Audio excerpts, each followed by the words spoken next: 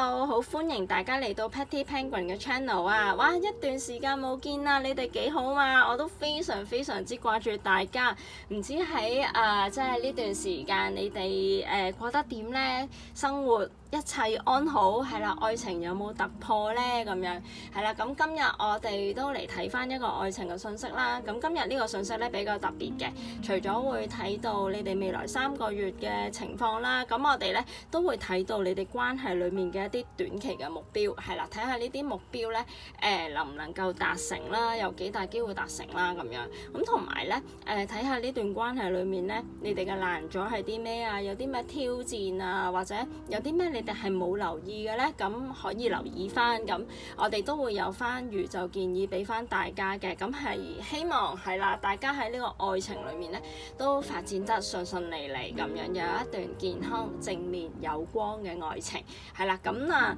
今日我又冇準備啲波子啊，或者啲即係細件嗰啲飾品做選項啊，即係貼紙我都冇準備啦。咁係啦，都係眼前嘅3組牌啦，左至右啦，1、2、3咁樣。咁你哋可以睇一睇熒光幕呢3副牌邊一組咧，好似係最有共鳴嘅、最有連結嘅，你哋就揀嗰一組啦。係啦，咁另外都講一講，因為呢個係個大眾占卜，咁所以咧信息未必100%咧完全符合大家嘅情況嘅。咁如果大家覺得嗰一組信息唔係太符合，可以揀過另外一組啦，或者選一組或以上嘅信息自己參考翻咧就可以噶啦。係啦，咁你哋睇到眼前嘅3副牌，覺得邊一組最有感覺嘅，就揀嗰一組啦。係啦，呢一個咧都係宇宙俾你哋嘅一啲感應嚟嘅。係啦，咁你哋揀好未啊？如果未揀好咧，可以先撳暫停嘅。嗱，我哋而家從第一組開始啊。好，咁呢度係第一個牌組啦。今日我哋都嚟睇一個愛情嘅信息，睇下咧你同心目中呢一個對象啦。不論你哋係咩狀態，喺未來3個月嘅情況咧，會係點啦？特別係如果關係係冇聯絡啊、分咗手啊，我哋會好睇到咧佢喺你哋未來3個月咧。你哋會唔會有復聯嘅機會呢？同埋大家都好關心嘅，其實呢個人呢，有啲咩心底話呢，想同你哋講，咁我哋今日都會睇到嘅。好，咁我哋今日有塔羅牌同埋神諭卡，我哋先睇塔羅牌嘅信息先，一陣間我哋再睇神諭卡。好。咁呢一個係你嘅能量啦，呢個係佢嘅能量。好，咁我哋先嚟睇下你哋各自各嘅愛情能量係點啊？嗱，首先第一組嘅朋友咧，而家係出現咗權杖皇后啊！你哋而家嘅能量係相當好，相對咧佢嚟講咧就可能冇咁好啦。佢而家咧係出現咗一個錢幣4啊，俾我感覺咧呢個人咧，佢係比較着重物質啦，或者係一啲好務實嘅嘢嘅，即係佢而家嘅生活層面，我諗都壓迫得佢好緊要啊。所以其實咧，我感覺佢好似冇乜空間咧去諗愛情嘅，又或者係佢可能事業上面啱啱轉咗工啊，或者係啱啱即係返工方面啊，或者即係揾錢方面啊，錢銀嗰啲咧，可能係比較一個大嘅 issue 啊，對佢嚟講，咁佢而家個眼光同埋個重點咧，都會係放晒喺呢堆嘢度嘅。咁所以咧，佢應該喺愛情裏面咧，唔係話佢完全唔諗，只係咧我諗係一個比較次要嘅位置咁樣。咁至於你哋而家嘅愛情能量咧，就相當好啦。權杖皇后，第一就係充滿自信嘅，好有魅力嘅，同埋咧好有熱度同埋好樂觀嘅，亦都係相當有能力啊！頭先我講嗰堆形容詞咧，唔係純粹一個形象，一個即係我感覺良好嘅一個層面，而係你哋真係有呢個能力咧，去經營、去顯化一段屬於你哋適合你哋嘅愛情嘅。係啦，權杖皇后就係一個好有魅力嘅一個人物，而且對佢嘅愛情啦，係相當有呢個叫咩咧？好有能力去經營啦，係啦。咁裡面咧，我覺得都會有部分嘅朋友咧係可能靈性方面咧都有少少認識嘅。雖然未至到話即係話好有直覺咁樣，或者我啲直覺係好準，或者對自己嘅直覺咧係有100%嘅信任，但係我諗多多少少咧，大家組嘅朋友咧都會有少少靈性方面嘅即係知識同埋唔抗拒嘅，係啦。咁當然我諗你哋都唔會抗拒身心靈嘅嘢啦。如果唔係，你哋都唔會嚟聽 Patty 呢一個塔羅信息，係啦。咁而家你哋個能量係相當好，所以無論你哋而家嘅狀態係點，你哋而家嘅能量咧都係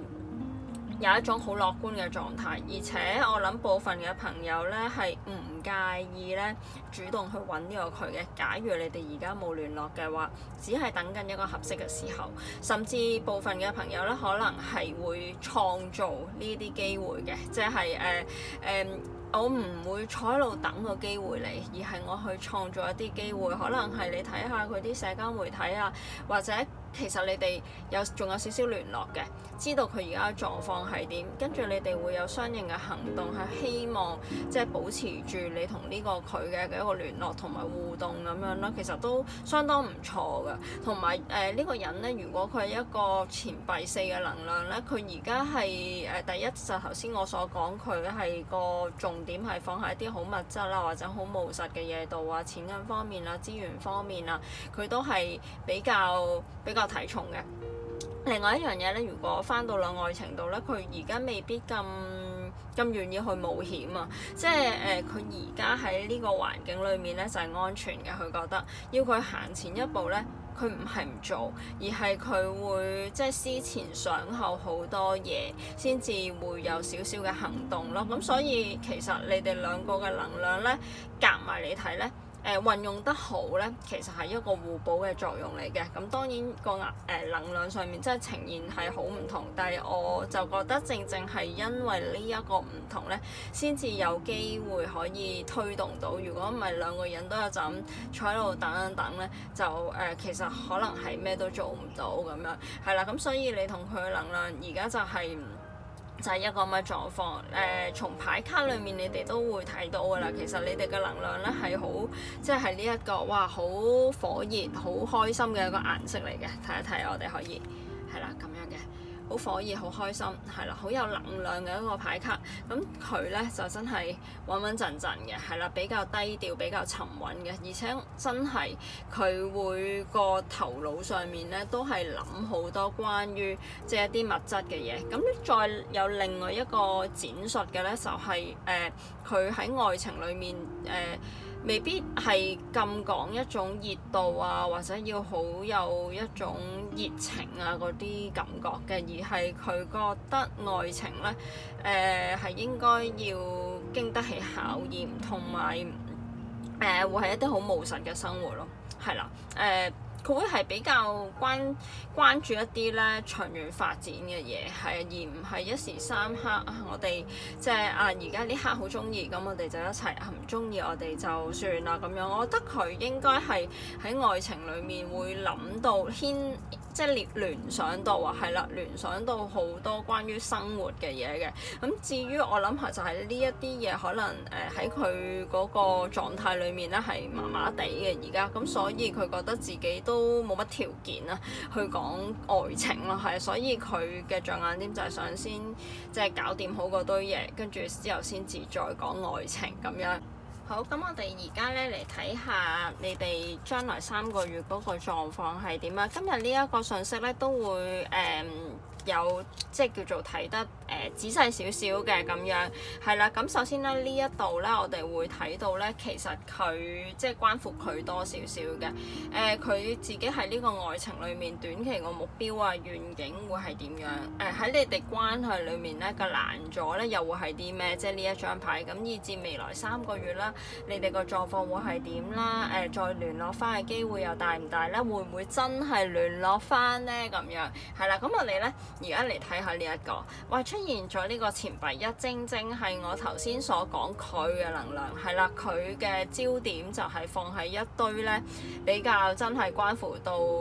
錢啊、物質啊、資源啊等等嘅呢啲嘢，錢幣一都係啲土象嘅能量，好呼應佢而家呢個愛情能量，所以我就係覺得佢即係佢自己個諗法啦，就係覺得我愛情係要有麵包嘅咁樣咯，係啊，好簡單、好精確嘅一個諗法就係咁樣。咁佢短期嘅目標咧係希望可以即係佢金錢啊、資源嗰啲啊，或者份工啊穩定啲啊，總之嗰堆咁嘅嘢咧係叫做搞掂咗先啦。咁之後先至再講愛情啦咁樣。咁我覺得咧，如果佢出現咗Ace of This 呢一個能量咧，其實呢個佢嘅諗法咧係幾大程度係可以實現嘅，所以咧俾啲信心佢咧就可以不排除第一組嘅朋友咧，其實喺呢方面咧都可以幫到佢一啲嘅。我唔知你哋會唔會可能係即係工作上面有啲往來啊，或者其實你真係可以提供一啲實際嘅支援俾呢個對象咯，係啦。咁我覺得都有部分嘅朋友有呢種情況嘅。咁呢個係錢幣一啦。咁另外一樣嘢咧就係佢短期我諗佢嗱，首先佢就係要有一個根基。係啦，有一個根基咧，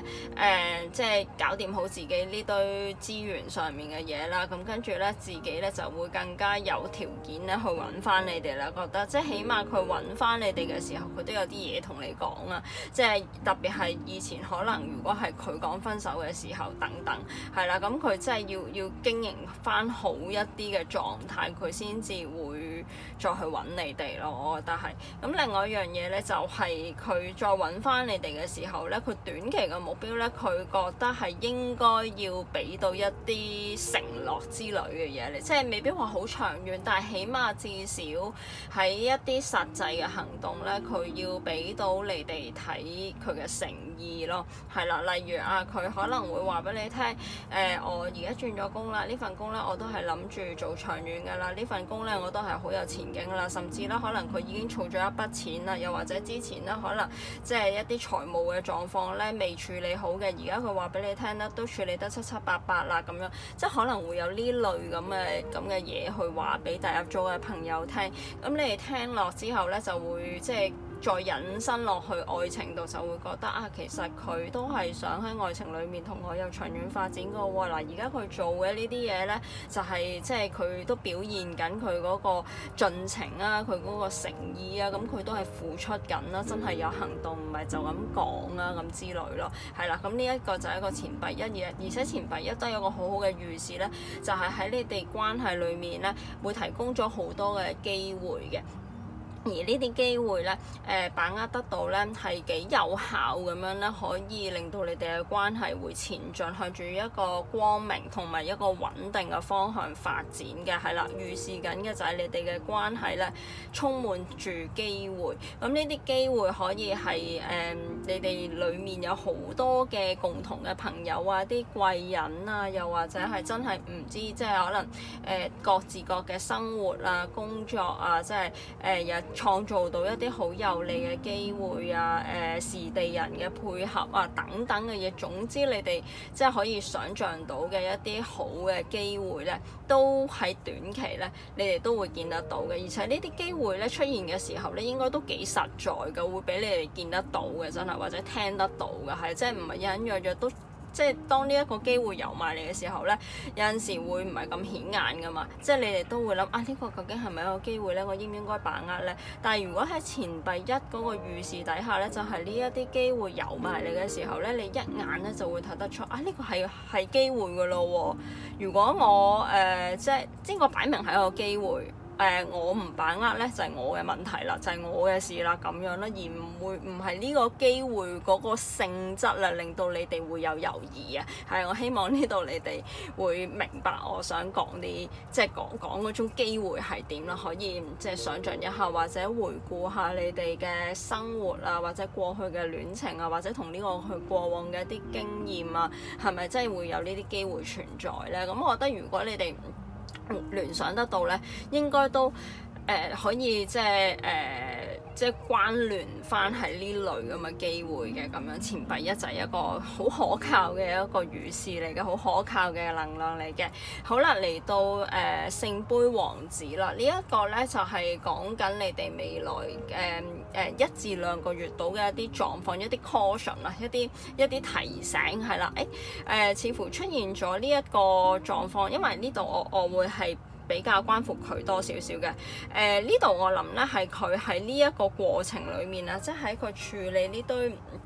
務實嘅嘢方面咧，可能佢自己咧會內心咧好多嘅思前想後啊，好多嘅情緒啊，呢一樣嘢咧係需要佢慢慢去調適嘅，慢慢去平復嘅，係啦。聖杯王子裏面好多嘅諗法，好多嘅感受，係啦，同佢嗰個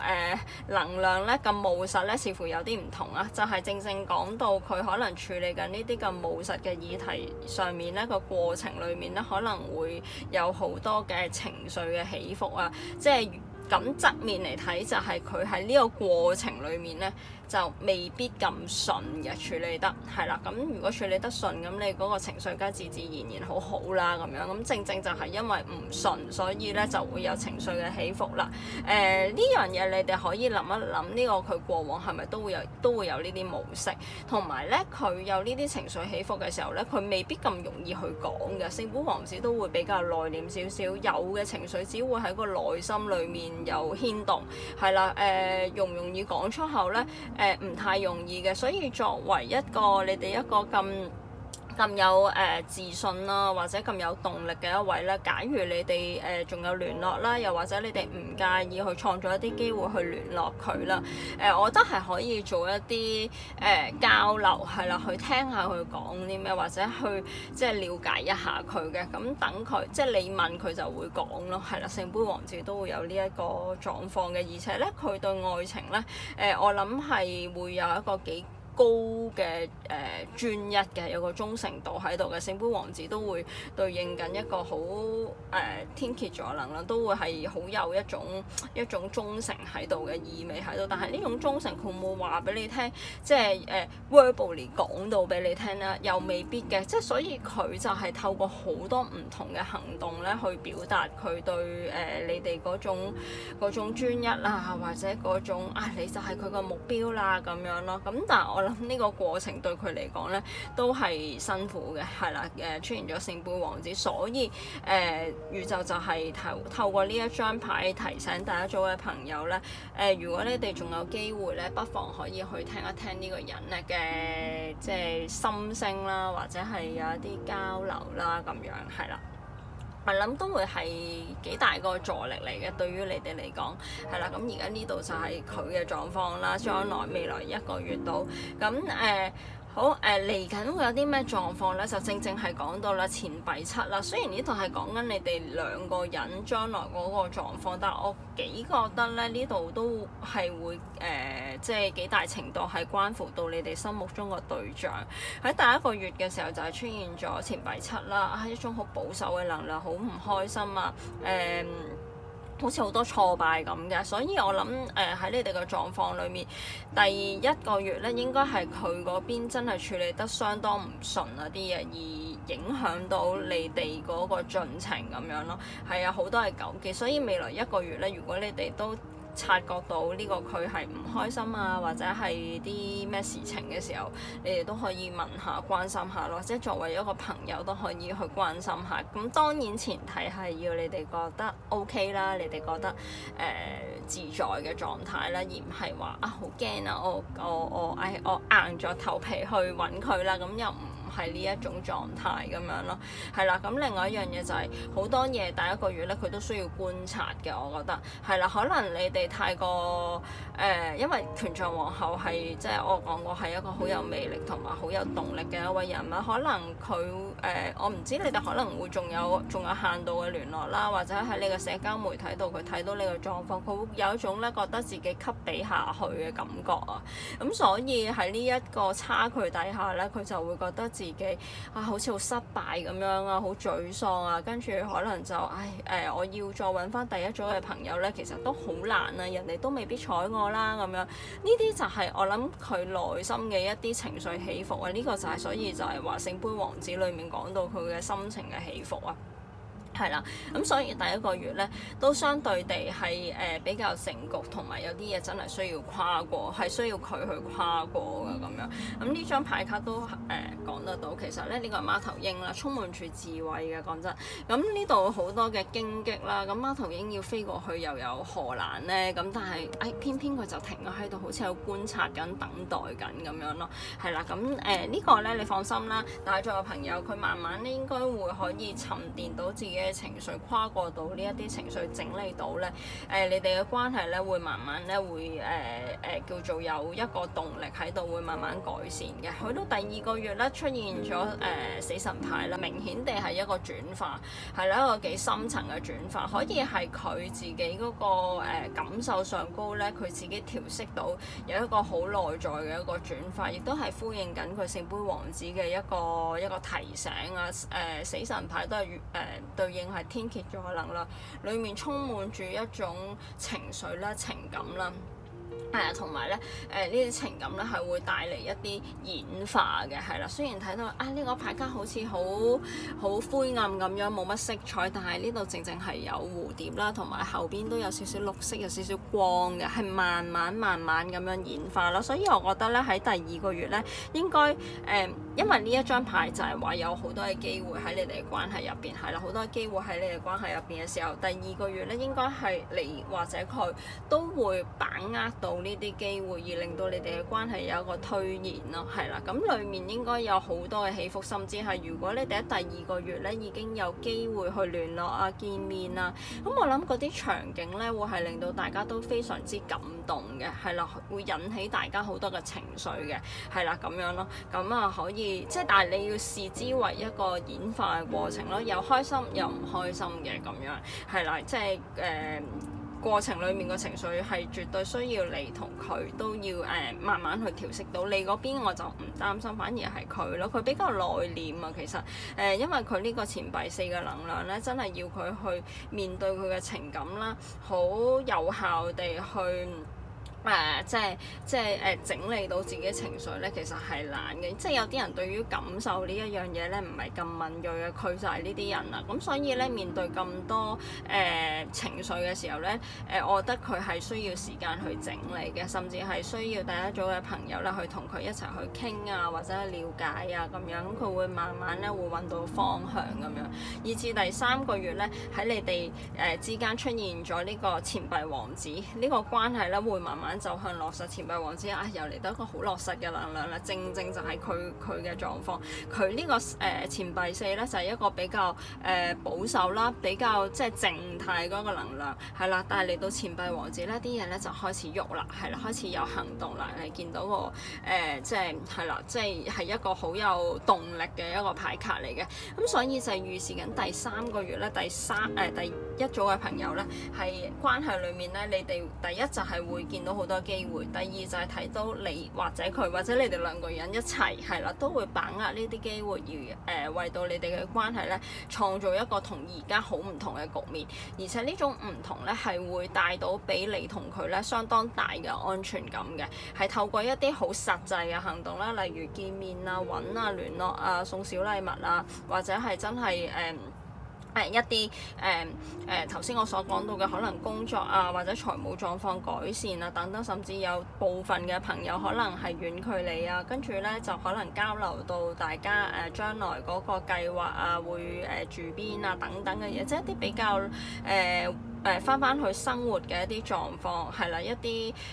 計劃性嘅嘢咧都會講得到嘅。我覺得就係正正係聽得到呢一啲嘅計劃係啦，咁聽得到呢啲嘅方向咧，而令到大家喺感情裡面咧嗰個清晰度咧會更加高，咁就會有一個安全感喺度。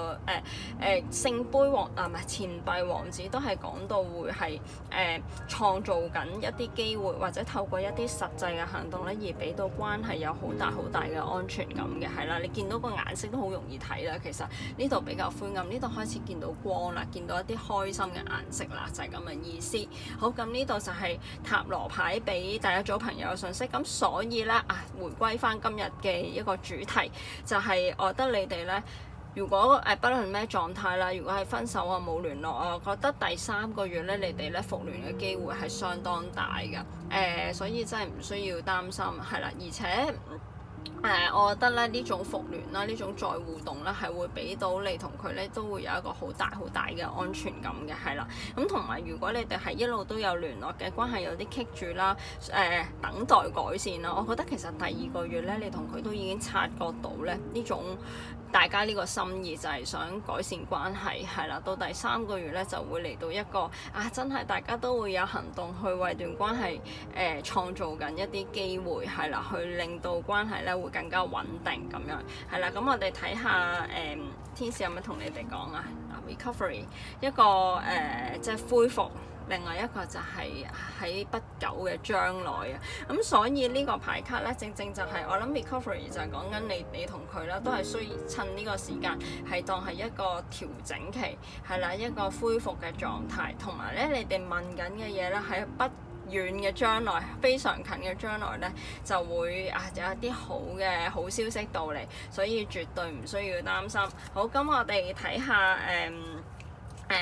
呢個字卡牌佢有咩同你講？嗱，佢呢度就講到啦，佢話咧，如果咧佢跟住你嘅諗法啊或者方向佢好似會失去好多嘢。呢個可能你哋之前咧曾經有探討過呢個問題嘅。我覺得呢啲嘢可能就係佢話佢好驚失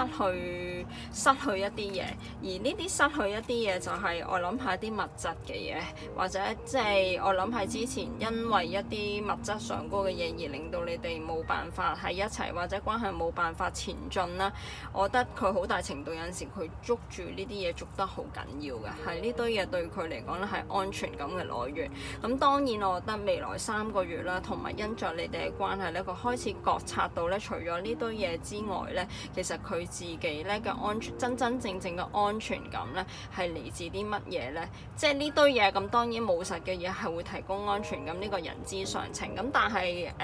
除咗呢堆嘢之外咧，其實佢會覺察到有另外一啲嘢都可以係佢安全感嘅來源，佢會更加了解自己。係啦，佢即係我諗呢一樣嘢咧，就係佢覺得你都係佢個安全感嘅來源，即係可能即係佢同你而家佢係為佢嘅生活、為佢嘅工作、為佢嘅金錢係啦奮鬥緊嘅。但係如果你已經唔喺佢身邊嘅時候咧，佢一樣係冇安全感，一樣覺得個人好飄，係啦。咁我諗呢一樣嘢就係令到佢開始有呢個覺醒，係佢好想同你一齊。佢就同埋佢而家好驚咯，佢連正視你佢都唔夠膽，係啦。咁我覺得呢一樣嘢可能係你哋過去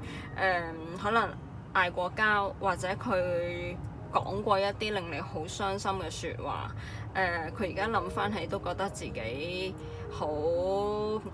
trivial， 係啦，好搞笑，即係都唔知點解當初會講啲咁嘅嘢。咁跟住佢而家即係都好似冇面去揾你咁樣，係啦，即係正係佢而家覺得你係非常之重要啊，係啦 you matter， 係啦，好重要。咁其實佢好想揾翻你，所以我就係覺得透過佢呢幾句説話，我就感受到佢嗰個內心嘅矛盾，正就係佢呢個聖杯王子，我明白啦。聖杯王子呢一個係佢需要跨過嘅一個課題。哇，咁光嘅張牌，等一陣啦，我搞翻暗少少俾大家睇一睇。係啦，就係呢一個佢嘅課題啊。呢個就係我諗佢即係除咗佢因為要處理佢嗰啲物質嘅嘢個過程唔太順利之外，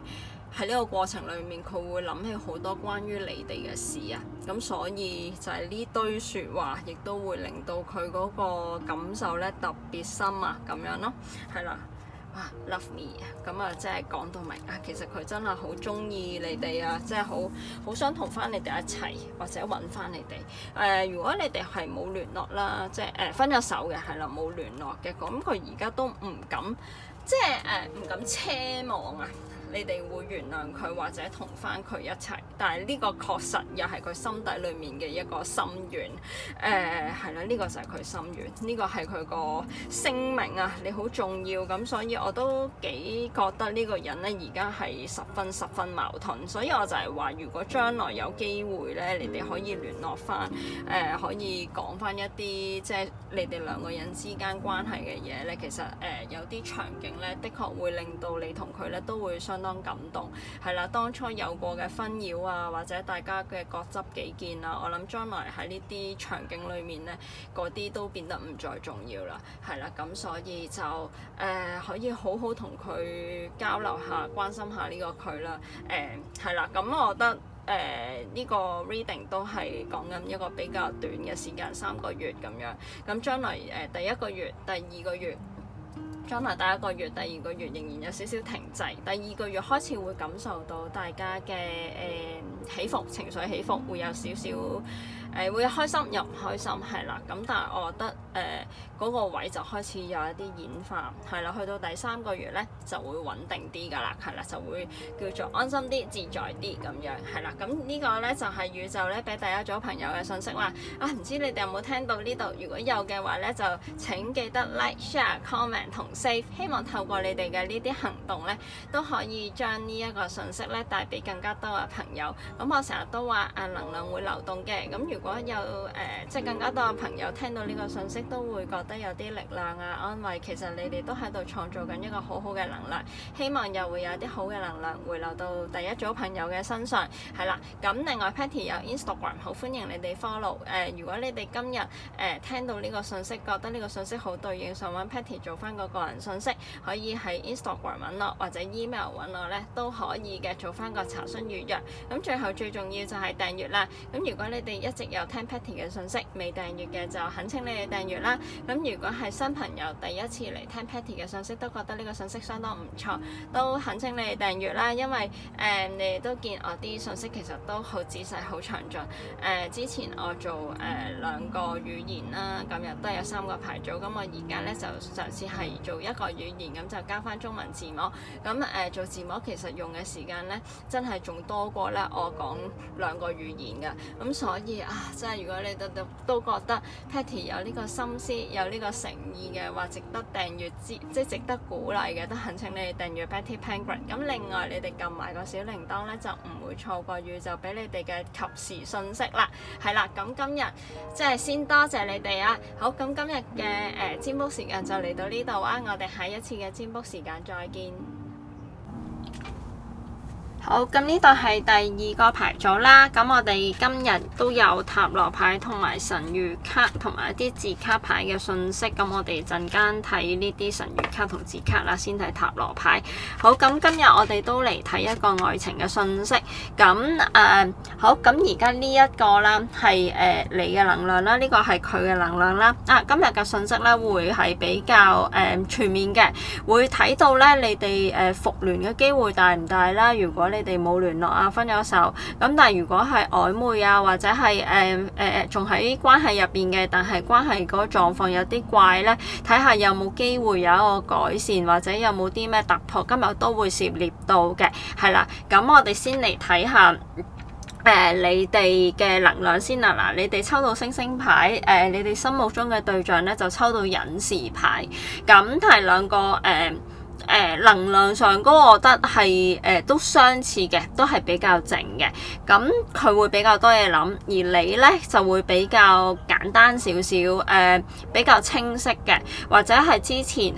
好複雜嘅思緒啊，其實你哋要諗嘅諗過啦，要衡量嘅亦都衡量過啦，要唔開心嘅都唔開心過啦。咁而家嘅能量咧係好平和嘅，同埋對呢段愛情咧仍然抱有一個好樂觀同好有期盼嘅心情嘅，好有即係雖然可能部分嘅朋友咧仲係有唔開心，咁正常嘅。我相信如果你哋緊張呢段關係，但係咧呢個唔開心咧就冇打亂到你哋嘅生活，同埋咧其實你喺愛情入邊咧係睇到光嘅，不論即係唔單單係關乎到呢個對象，可以係即係喺愛情入邊你係睇到光嘅，你對你嘅愛情依然樂觀，同埋你覺得愛情咧有一段美好嘅愛情咧，係需要自己有一個空間嘅，係啦，自己能夠照顧到自己先，係啦，有呢個條件咧，你先至可以照顧到人嘅。你哋會有呢一個諗法，幾獨立嘅一位嚟嘅，因為星星牌咧對應嘅係水瓶座能量，都會有一個比較有空間啦、有主見嘅感覺嘅，同埋咧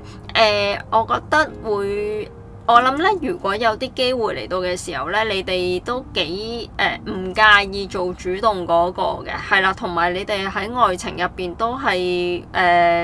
揾緊一啲比較固定嘅一種關係，而唔係話我而家好悶，我好寂寞，我想揾個人陪。總之我身邊有個人咧就可以噶啦。咁當然我而家好中意呢個對象，我梗係想佢同我一齊啦。咁樣你哋又唔係呢種心態，而係愛情入邊你覺得係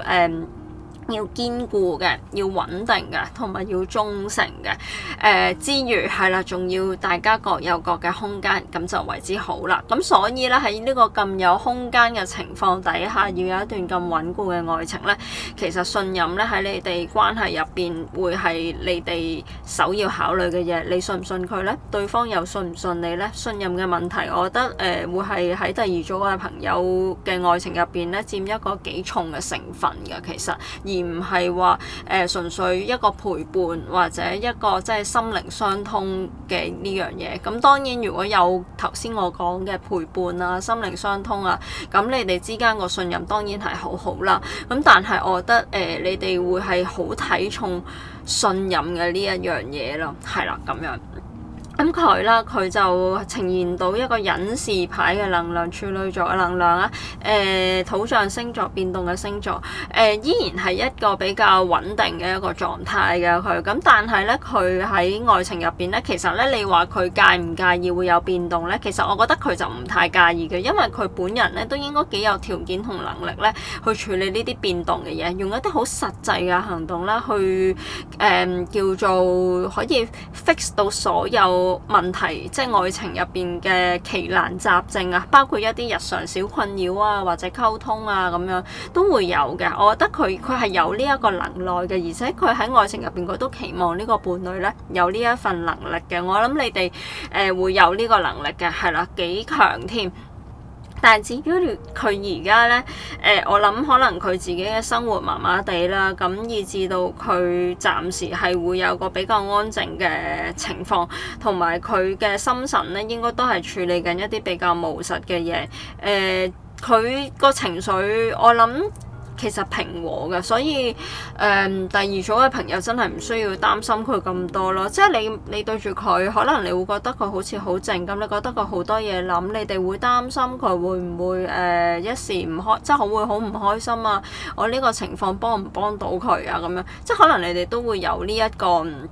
諗法嘅，但係另一方面你哋又會覺得我俾個空間佢咧，其實會係好事。咁你哋估啱咗啦，係啦，咁係有空間係好事。所以呢一個情況咧，頭先我講到信任嗰樣嘢咧，所以你哋而家就要信任佢咯，信任佢喺呢個空間度，佢都會揾到佢嘅方向。同埋咧，佢喺愛情入邊會係好為人諗㗎，好為對方諗㗎。所以我覺得如果你哋曾經係一齊，或者即係從以前嘅相處咧，你要揾一啲咧。佢為你着想，或者佢照顧你，或者生活上面互動上面咧，佢一啲好細微嘅動作，而令到你覺得啊呢個人好細心喎，呢個人係會照顧到我，佢會為我着想。我諗咧呢啲位呢啲事情咧，你哋可以揾到好多㗎咁樣，係啦。而家呢一個就係佢嘅能量，所以其實佢係揾緊一個愛情嘅方向咯。或者如果你哋裡面有啲咩問題咧，其實呢個人咧並唔係坐喺度咩都唔做，而係佢係需要個空間去整理自己思緒，同埋諗一啲比較實際嘅方法咧，可以處理到你哋關係嘅問題，咁樣關係先至會走得更加遠咯。呢個係佢嘅諗法嚟嘅，亦都係佢嘅能量嚟嘅。好，咁而家呢一個就係你同佢嘅情況。咁我哋睇下塔羅牌有咩信息俾你哋啊。好。咁呢度呢幾張牌咧，首先就係呢個短期嘅情況同埋今日咧，因為呢啲牌卡咧，其實咧會即係叫做勾畫到你哋關係咧未來3個月咧嘅狀況，同埋有啲咩需要特別注意，或者有一啲乜嘢係會好預料之外嘅，可以係驚喜嚟嘅。嗱，我睇到咧溝通嘅幾大機會嘅，其實係有一種有個突破嘅，你哋會有係啦，預料之外嘅，即係如果你哋話而家關係好棘啊，冇講嘢啊，將來會唔會講翻嘢咧？我覺得喺第2個月咧機會好大，係啦。咁而家短期嗰種情況咧，其實我諗你哋各自各有個空間啦，睇上嚟好似好冷漠咁，但係其實咧因為你哋出現咗聖杯六啊，喺短期嘅一個狀況，我覺得你哋咧會喺呢段時間咧，雖然行為上面表現到好似好安靜咁樣，自己咧處理生活啊、翻工嗰啲嘢全部係搞得掂嘅，好正常嘅，係啦，冇咩唔開心嘅。係啦，但係其實咧內裏咧你同佢咧都會不停咁喺度回顧呢段關係，會好掛住對方嘅。簡單啲講係啦，咁喺呢個過程入邊咧咩甜酸苦辣咧都會湧晒上嚟㗎啦。可喜嘅咧就係你同佢都會好有能力同埋好思緒都開始清晰，係啦，咁可以處理得到呢啲思緒嘅，可以咧將呢啲咁混亂嘅思緒先整理，而又可以即係分析到啦，或者見得到呢啲思緒咧，其實係背後有啲咩 message 帶緊俾你哋咧咁樣，你同佢都會經歷呢個階段嘅，其實同埋會諗翻起好多過往相處一啲開心嘅片段，會好掛住大家嘅。咁希望咧喺呢個過程入邊，你或者佢啦都會有一個真係唔好將呢份感覺咧，淨係放喺個心入邊。如果有啲位咧係可以表達到俾對方知咧，咁就好啦。咁但係我覺得咧，如果嚟到聖杯六嘅時候咧，因為嗰個感覺都係比較深層啊。嗱，表唔表達咧，我覺得喺第2個月咧機會會大嘅，係啦。咁但係嗰種呈現嘅手法可能會係比較理性啦。但係其實咧內裏咧係好多情感嘅，即係預示到咧將來咧佢講啲嘢或者你哋講啲嘢咧係好似好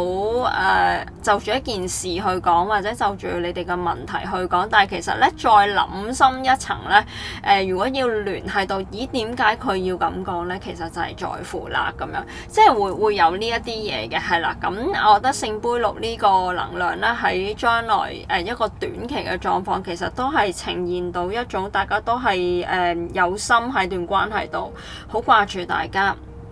係啦，同埋咧，我覺得係好似有一種好純真嘅感覺啊！即係可能你同佢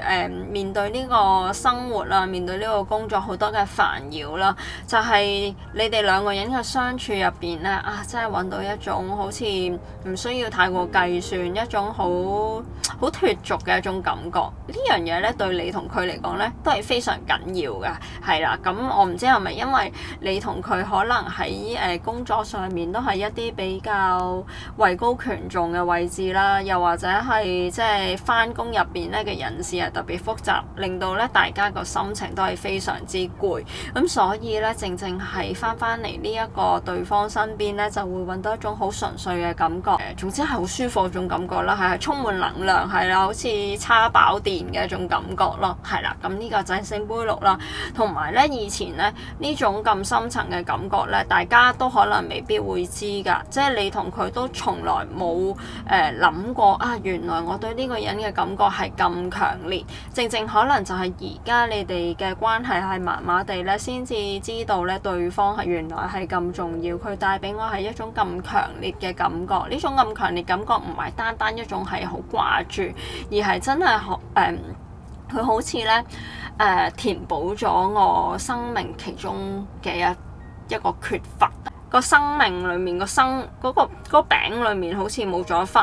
呢個人嘅出現咧，就啱啱好咧可以令到呢件事咧好完整啦咁樣咯。佢都有呢種感覺，係啦，呢個就係聖杯六。另外一樣嘢咧就嚟到權杖呢個錢幣國王啊，我覺得咧呢個位係宇宙個提醒，就係唔好咁可能咧過往你哋嗰個處理工作啊，或者處理人事咧，你哋都好叻嘅，或者係一啲嘅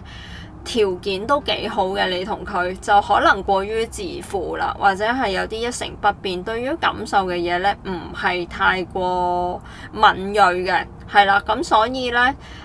點解話短期咧真係會出現到聖杯六咧？聖杯六係一種好有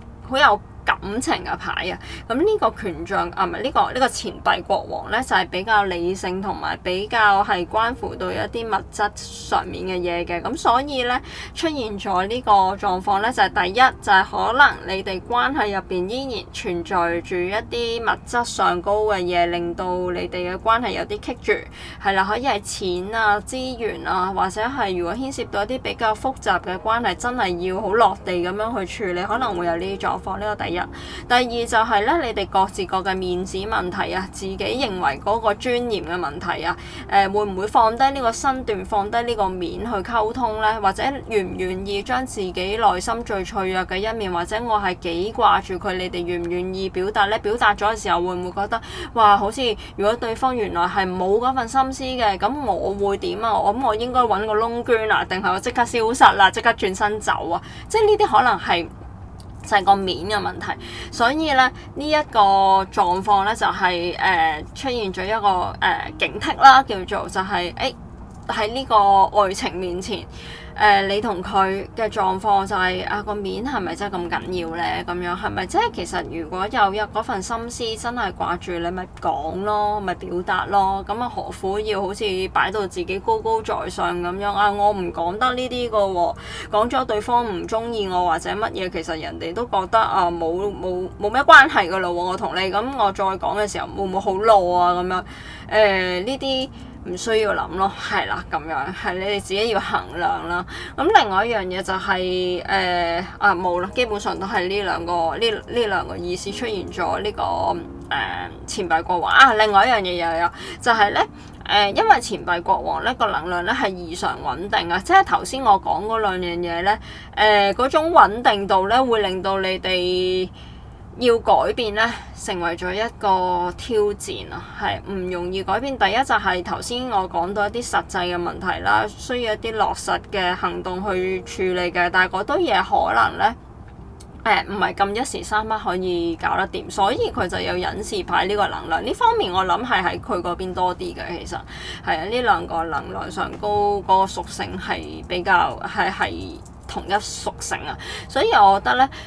處理一啲務實嘅問題咧，我諗喺佢嗰邊咧會叫做大啲嘅責任，或者係佢嘅工作多一啲，而嗰啲嘢咧並不是那麼容易去處理啊。呢個第一啦，第二就係咧你哋個性格可能會係比較執着啦。頭先我講到就係話，如果你哋有嗰份感覺要表達嘅時候，你哋係會唔會即係識得靈活處理咧？咁樣呢方面可能對你嚟講係一個難阻嚟嘅，所以咧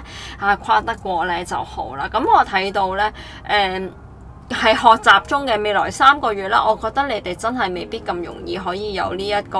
靈活度喺度，但係都會係一個過程，你哋開始沉澱係啦咁樣咯。將來有冇機會溝通咧？絕對有，但係我覺得都係會比較理性嗰種溝通嘅，係啦。去到第3個月咧，稍稍叫做好啲，係啦，有一種叫做柔性啲嘅能量，但係都係一種聖杯，都係一個聖杯4啊，都係一種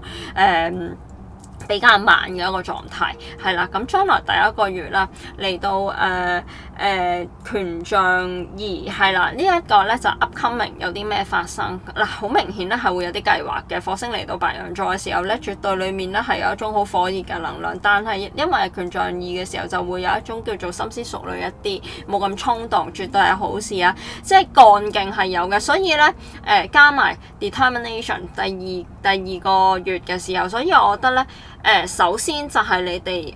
呢度聖杯6有好多嘅情緒整理咗啦，亦都發現到咧對方原來係咁重要嘅咁樣。咁但係因為你哋有一啲實際嘅嘢要處理咧，而頭先我講到嗰堆嘢咧並唔係咁容易解決，亦都係需要絕對需要時間嘅，需要力氣嘅。咁所以咧，即係首先係目標清晰咗啦。咁但係咧都仲需要一啲深思熟慮嘅情況，特別係佢嘅能量咧，隱士牌嘅能量都唔係話特別快啊，咁所以裡面我諗好多細節嘢咧，其實要考慮到嘅，咁所以都係一件好事啊。首先就係自己個心智已經有啦，個意思有啦，咁再嚟一啲比較仔細嘅計劃啊。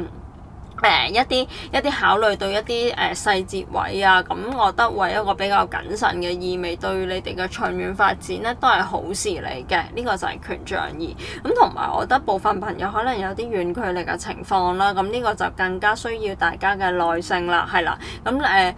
即係會幾時會見到面啊，或者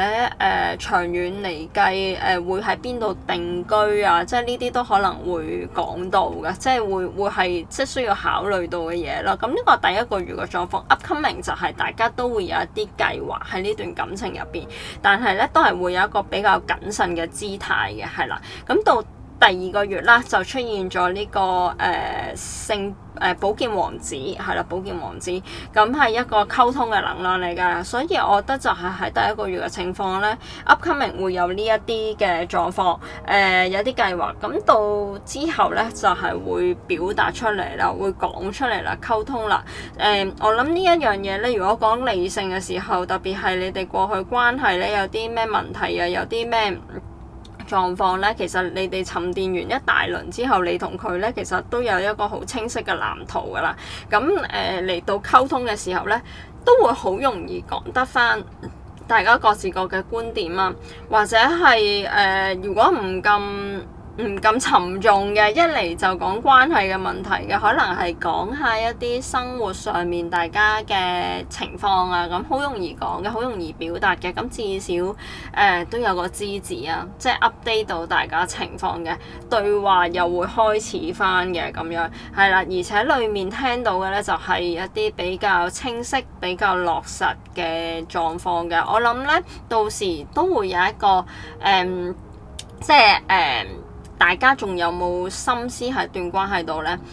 好大程度咧都會講到出口嘅，而且咧你哋問題上面嗰啲嘢點樣去處理，或者去到一個點樣嘅進程咧，其實都會提到嘅，係啦。但係會唔會嗰啲嘢可以好快處理咧？我諗就唔會啦，因為仲有張聖杯四都仲係需要等待。但係其實如果你哋個眼光可以扭轉過嚟再睇嘅時候，就會睇到其實呢一啲都係一啲好好嘅 offer， 係即係一啲計劃上面嘅嘢啊，一啲即係願意去溝通啊，其實都已經係關係裡面叫做一大個進步啦，咁樣係啦，因為之前可能好停滯噶嘛，咁但係如果你哋即係未達到你哋嘅目標，因為我相信你同佢咧，其實可能都佢仲會高少少添個要求，你會好少少，即係即係冇咁要求高，或者未必話我去到呢個目標我一定要去到呢個目標噶啦，如果唔係咧，呢一樣嘢就好似叫做即係冇噶啦，或者 all or nothing 噶啦，即係如果你做唔到呢一樣嘢咧，咁啊即係唔中意啦，即係冇誠意啦。咁我覺得你哋未到呢一樣嘢，但係佢可能會有呢一個準則咯。因為隱士牌能量就係佢考慮點解佢要考慮到咁多細節咧，就係有時候可能佢對人啦、對事、對愛情啦要求都比較高啊，佢要做到某個標準咁就為之好啦咁樣。咁可能佢覺得喺未來嘅進程即係未去到嗰個位，未去到嗰啲標準咧，就覺得爭啲，咁就所以咧，仲係有一種棘住嘅狀況。但係我覺得咧，喺頭2個月咧，個對話已經會開始有，咁亦都會有一種可以講到出口，大家嗰個心思係點，所以我就係話，如果你哋能夠更加柔化自己嘅心咧，係絕對可以令到呢段關係咧會更加圓滿嘅。係啊，因為好好把握聖杯六而家呢個狀況啦，太陽嚟到天蠍座嘅時候咧，好不容易先至有呢個覺察，知道自己內心嗰種感覺，知道你對對方嘅感覺，就好好把握啦。如果你哋係唔叻嘅呢方面，就而家作低佢啦，寫低啦，即係到有機會見面嘅時候就記得同對方講啦，咁樣係特別係感受上面嘅嘢，因為我就真係唔擔心咧，你哋關於一啲事情嘅分析嗰啲，我就完全唔擔心，反而感受上高要去即係好溫柔地表達，係啦，或者係俾啲耐性，等對方慢慢講完嚇，你哋又喺個時候咧就唔好打斷佢，就慢慢聽，因為我諗咧你同佢咧過往咧嗰個思路咧都係好快啊，咁所以有陣時大家。即係你同佢啦，講完一啲嘢，可能甚至未講完嘅時候已經打斷咗對方，咁有陣時就唔係咁好啦。呢種溝通嘅模式，呢一樣嘢就係我諗你哋喺將來需要有另外一種嘅溝通模式，係啦，即係會令到你哋更加完整啊，係啦。咁所以就係聖杯四嘅嗰樣嘢，係啦，你都見到啦，有一個即係冥想就係慢落嚟，係啦，亦都係呢一個牌卡咧好多感情嘅，好多感受嘅，但係因為聖杯四好多時就係講到，即係好似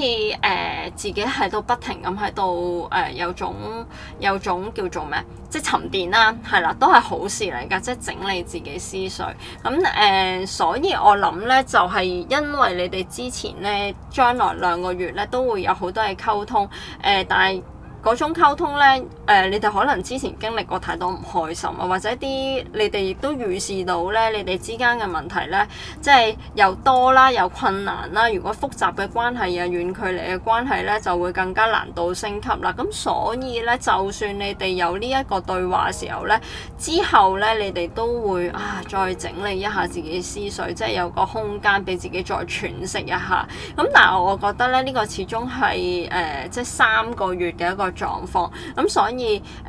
過埋第3個月咧，繼續去溝通咧，我相信會係比較好嘅，因為你哋而家嘅能量其實都幾好，係啦，而且咧佢係需要時間去將佢自己嘅計劃整理得更加好啦，或者係佢會更加有一啲行動去即係做得到出嚟，咁等佢本人啊都有呢個信心啊，因為我諗佢咧係一定要係做到一啲行動或者見到一啲 process 係 ongoing 嘅，係真係有改善嘅，咁呢個先至係一個信心嚟㗎，信心嘅來源啦，對佢嚟講係啦。如果唔係咧，即係空口講白話咧，佢就唔係咁中意呢一套嘅，即係喺佢生活又好，愛情又好，咁所以絕對係需要多啲時間嘅，我覺得即係你同佢都係啦，咁所以呢一度就係你哋嘅一個狀況啦。同埋咧我想講嗰個對話啦，即係呢度呢個寶劍王子嘅呢個對話咧，對你同佢嚟講咧，都可能係一個幾突如其來嘅事嚟嘅，係啊，或者好突然之間係都會好果斷啊！因為呢度咧，你哋應該幾停滯下，好多能量上面都係非常之慢啊！咁特別係呢一個寶劍王子呢個牌咧，係一啲有啲咩預料之外嘅嘢出現咧，即係呢張牌卡，即係呢個喺呢個狀況，呢個 message 係啦，就係突然之間有一個溝通，咁所以我就係頭先同你哋講話如果你哋感受上高嘅嘢唔係咁敏銳嘅，呢個時間沉澱到咧，就最好可以整理一下自己嘅感受咧，因為將來嘅溝通可能好突然之間嘅，又或者如果你哋真係好耐冇見對方，真係可能突然之間打個電話俾你哋或者 message 你哋，咁跟住就見面，跟住就可能要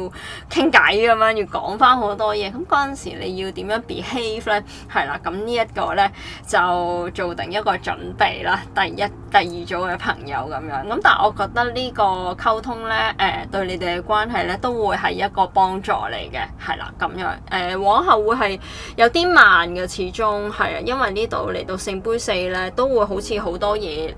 你哋都會覺得好似唔係咁足夠嘅，係啦。同埋聖杯四呢度講到就係咧，好多時可能咧呢個突如其來嘅聯絡咧，對第2組嘅朋友嚟講咧，可能你會覺得唔知對方想點㗎，係啦。咁所以留意一下啦。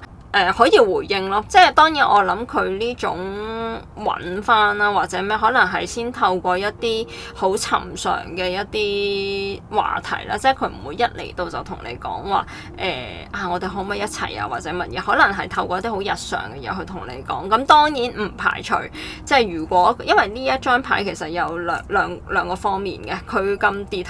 即係 determine 啦，呢度講到係啦，咁佢可能一嚟到就可能會好即係好清楚話俾你聽啊，其實我想同翻你哋一齊，或者啊對唔住，一句對唔住，可能即係過往你哋可能好多嘅唔開心啦，佢可能真係同你講對唔住之類啦，總之係好清晰嘅，令到你哋有啲措手不及嘅，準備好啦，係啦，我只能夠咁講，係啦咁樣但係我覺得即係始終係件好事嚟嘅，好過真係大家咁直覺咩都唔講，大家都得個顧字咯，係啦，咁呢樣嘢溝通係重要，係啦，咁呢個就係你哋嘅狀況啦。咁我哋睇下天使有咩同你講啦。首先係未來幾個星期同埋 let go， 哇呢一樣嘢呢，所以我就係話未來幾個星期真係可能會有啲突如其來嘅溝通啊。第二組嘅朋友而家呢，首先就要放開，唔需要捉得咁緊，保持住你哋星星牌嘅能量啦，俾空間大家。咁我覺得呢件事呢，嗰個溝通啊，嗰個聯絡呢，都會好快會出現㗎啦，係啦。咁如果到時真係有呢一個溝通啊，或者突然之間有一啲驚喜嘅話，不妨留言話俾我聽啊。好，我哋而家睇下佢有啲咩同你講啊。好，佢話而家唔係一個時間嗱，呢度咧正正就係講到你哋個情況咧，你同佢咧而家都係咁正局啊，即係大家都你就叫做有個方向係啦，比較樂觀，佢咧都樂觀嘅，但係佢係需要更加多嘅佐證咯。佢對我諗佢真係好需要好多嘢咧，係即係 tangible 啊，先至可以佢先至有信心。我諗佢對工作對愛情都係咁噶，即係好多嘢佢係要有行動嘅行動派嚟嘅呢個人，同埋咧佢會幾為人着想，咁所以就係正正可能因為呢啲計劃上面嘅嘢佢未做得好啊，或者佢覺得嗰個 process 仲係非常之慢啊，咁所以佢就話覺得而家未係時候，係啦，而家未係時候揾翻第二組嘅朋友，或者未係時候同翻你哋一齊。好，跟住我哋睇下呢個，哇！佢話佢成日都會諗起你 too much， 即係超多，即係呢個成日諗起個牽掛，好掛住。所以我就係話頭先嗰個聖杯六咧，你同佢咧都會係特別嘅掛住啊！呢個哇喺〜佢嘅生命啊，就係由遇到你開始啊，所以我喺呢張有少少似聖杯二嗰種感覺啊，即係頭先我有講到話啊，就係好似個生命本來就唔完整嘅，缺即係叫做咩？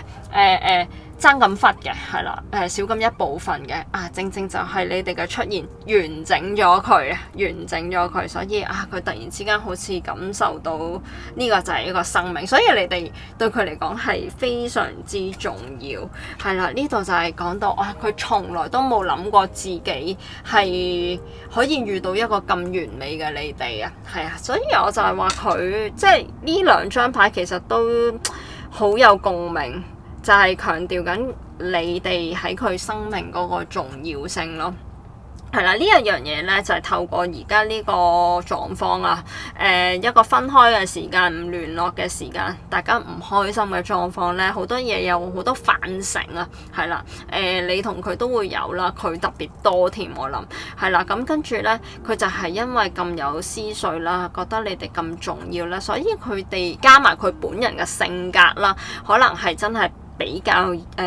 有要求嘅，所以佢會要求自己去做更加多嘅嘢，或者係做得更加好，係啦，可以締造到你哋關係嘅幸福啊，即係俾到幸福你哋，佢會有呢個諗法㗎，因為你哋對佢嚟講實在太過完美、太過重要啦，你哋絕對值得啊，係啦，咁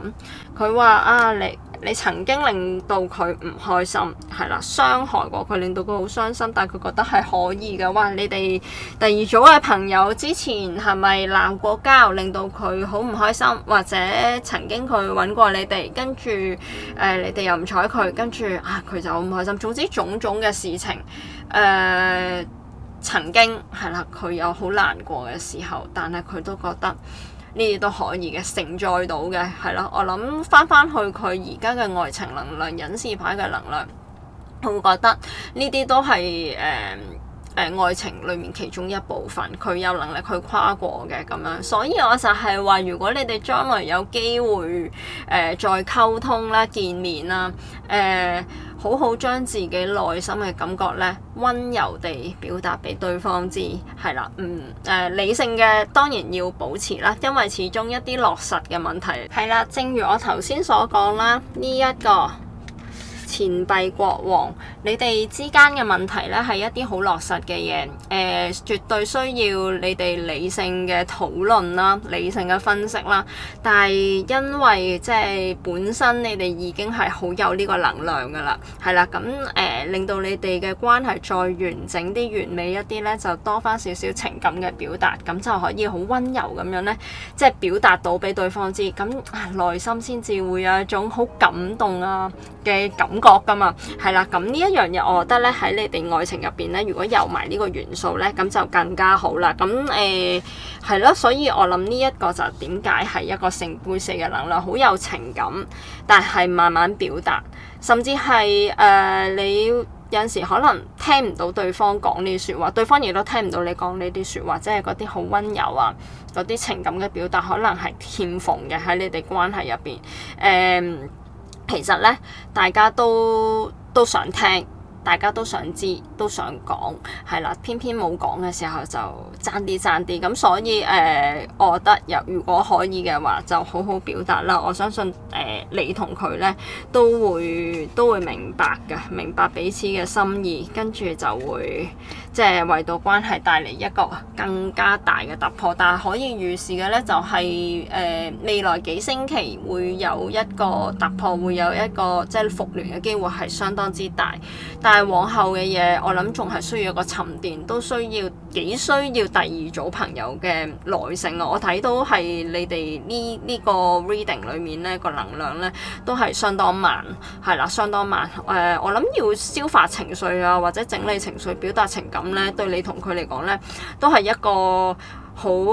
艱難嘅一個功課，係對第二組嘅朋友嚟講。咁所以希望你哋今日聽到呢個讀牌之後，都可以即係好好練習下呢一份功課，係啦，跟住可以運用到呢個即係學習到呢份功課，即係將呢個能量咧呈現到喺你哋愛情入邊，可以為你哋嘅關係咧帶嚟一個更加好嘅一個方向，更加能夠改善你哋嘅關係啦。好，咁今日咧嘅讀牌咧就係嚟到呢度啦。你哋有冇聽到呢度啊？如果有嘅話咧，就記得 like、share、comment 同 save。希望啦，透過你哋嘅呢啲行動啦，可以將呢條片咧帶俾更加多嘅朋友。咁如果佢哋聽到呢個信息有啲安慰呢，咁其實你哋都喺度創造緊一個好好嘅能量，咁希望有一啲好嘅能量咧回流到第二組朋友嘅身上。咁另外 Patty 有 Instagram， 好歡迎你哋 follow， 咁嗰度都有一啲Oracle message 啊，有啲文字版嘅大眾占卜嘅，咁喺我未有片嘅時候，你哋都可以去睇下啊嘛。咁另外呢一個係一個大眾占卜啦，咁如果你哋今日聽完呢個信息，覺得信息都好對應，想揾 Patty 做一個個人信息，可以喺 IG 揾我或者 email 揾我做翻一個查詢預約。咁最後最重要就係訂閱啦。咁如果你哋一路有聽 Patty 嘅信息未訂閱嘅，就記得訂閱啦。咁如果係新朋友第一次嚟聽 Patty 嘅信息，都覺得呢個信息相當唔錯，都懇請你哋訂閱啦。咁撳埋個小鈴鐺咧，你哋就唔會錯過宇宙俾你哋嘅信息啦。好，咁今日咧嘅占卜時間就嚟到呢度，我哋下一次嘅占卜時間再見。好，咁呢度係第三組牌組嘅信息啦。今日我哋一樣都有塔羅牌同埋神諭卡，我哋先睇塔羅牌嘅信息先。好，呢個係第三組朋友嘅愛情能量。呢一個咧係你哋對象嘅愛情能量。嗱，首先咧我睇到你哋兩個咧嗰個能量都非常好啊。其實我諗而家應該冇乜需要擔心嘅地方啦。喺第三組嘅朋友而言，你哋嘅愛情能量抽到呢個錢幣九啊，咁睇到呢一張牌卡啦，哇，收穫係已經係好有自信、好豐足、好自在、好舒坦嘅一個能量，個感覺好好，而且咧你哋哋即係對愛情咧，我覺得都有一份盼望喺度嘅，仍然係樂觀嘅。呢種樂觀咧係真係發自內心，好好咁樣面對你嘅生活啦，照顧好自己啦，令到自己個身心靈係啦，甚至係資源啊、財務啊等等咧，都係非常美滿嘅。而家嘅狀態係同埋一個幾完整同平衡嘅狀態。咁所以咧第三組朋友嘅愛情能量咁好嘅時候咧，其實都自然咧可以吸引到一啲相對相近頻率嘅人事物或者機會嚟到你嘅身邊去幫助你嘅愛情發展，幫助你同心目中呢一個對象可以有一個突破咁樣咯，係啦，會有一啲機會突破嘅，我覺得。但係相對咧，我覺得你哋對愛情咧，唔係話哇好熱切、好急住要拍拖嗰種，而係真係一種好似係順其自然嗰個感覺，非常柔和嘅、好好嘅能量。同埋咧，我覺得你哋喺呢個過程裡面咧，都會反思到自己喺愛情過往嘅一啲經歷啦，即係除咗呢一個對象之外，加埋以前嘅一啲戀愛嘅經驗啦，自己喺感情裏面做得唔好嘅地方，或者係有啲咩係可以值得保留嘅，係啦，自己嘅優點缺點咧，其實都清楚嘅，同埋咧會更加願意咧去為人着想，經歷過種種嘅愛情嘅經驗，係啦，更加識得易地而處咁樣去為人哋去着想，因為你會覺得咧有陣時愛情裡面淨係講一種感覺咧係唔足夠嘅，其實咧行動啦，同埋為對方着想啦，同埋為對方做一啲嘢啦，都係一個付出嚟嘅，係喺感情裡面咧絕對需要嘅，因為呢一個錢幣九都係一個土象嘅能量啊，咁所以咧第三組嘅朋友咧，我覺得會係有一個比較務實嘅一個態度對待愛情嘅，係啦，咁呢一個就係你哋嘅愛情能量。咁至於你哋心目中嗰個對象咧，佢嘅能量都好好，其實佢咧都係相對有耐性嘅，我覺得，同埋都好樂觀，甚至比第三組嘅朋友咧更加樂觀。佢抽到命運之輪木星嘅能量，咁佢對愛情抱有一個樂觀嘅態度啦，同埋佢都等緊一啲機會嘅。呢一組咧，可能有一啲朋友係牽涉遠距離嘅情況。咁我諗佢可能等緊一啲機會，睇下點樣可以即係去到你住嘅地方啦，或者佢喺佢自己嘅地方裏面即係有好多生活上面嘅嘢可能要處理嘅，咁佢要處理好，或者係即係等待一啲成熟嘅時機，先至可以為感情咧帶嚟一個突破嘅。佢會有呢個態度嘅，而家係啦，咁同埋。佢都唔急㗎，其實你哋兩個人咧對愛情咧嗰個態度都係唔心急嘅。我諗如果你哋咧部分朋友仲有聯絡嘅話咧，其實都會覺得彼此係有嗰個意思，但係咧遲遲未踏出嗰一步咧，但係你哋又好得意，又唔會話好急住想要即係要講清楚，或者係我哋要好快咁一齊，即係曖昧咗咁耐，或者個關係一路停留喺呢個狀態咁耐，咁即係點呢？好多問號，係問號依然喺個心裏邊嘅。但係至於你哋有冇話好心急要即係將呢啲嘢搞清楚呢？又似乎係冇，甚至呢會係幾享受而家呢個過程咯。所以其實你哋兩個嘅愛情能量呢都非常唔錯，係啦，咁好好保持呢個能量呢，相信呢會為你哋嘅感情帶嚟一啲好處嘅，帶嚟一啲有益嘅發展嘅咁樣。好，咁我哋睇下另一啲塔羅牌嘅信息啊。咁今日呢一個信息咧，都會比較全面咁樣咧，去描繪到你哋關係咧未來3個月嘅一啲狀況啦，有啲咩需要注意嘅地方啦，有啲咩驚喜啦，以至到未來3個月最後嗰個即係嗰個狀況個方向會係點？係啦，咁我睇到咧呢組朋友真係唔需要太擔心，即管保持住你哋嘅能量啦。我相信呢度嘅塔羅牌咧呈現嘅信息咧，好大程度係因為你同佢嘅能量都好好啊，咁所以咧係帶動到你哋嘅感情咧都係向好嘅發展，而且係有情感啦，有動力啦，同埋有一個安全感喺度，基本上幾健康嘅。我覺得呢一個未來3個月你哋嗰個進程非常好。咁首先短期嗰個目標啦，你哋有呢個錢幣公主，咁唯獨是咧呢一度咧出現咗一個聖杯公主，係講緊即係你哋需要注意嘅地方。咁我諗有部分嘅朋友可能牽涉到啲比較複雜嘅關係都未定嘅，係啦，咁你哋可以對應一下。咁首先短期嘅目標或者短期嗰個狀況咧，你哋會比較有一啲實際嘅往來嘅嚟到錢幣公主嗱。第一咧就係你同佢咧，因為你哋而家咧其實唔急住拍拖噶嘛，可能咧部分嘅朋友已經覺得既然我而家唔急住拍拖，咁我又將我嘅精神咧花喺工作上面，係啦，或者一啲比較務實層面嘅嘢，你同呢個對象都會有呢啲情況嘅。特別係如果卡住你哋嘅原因啦，卡住你哋嗰啲，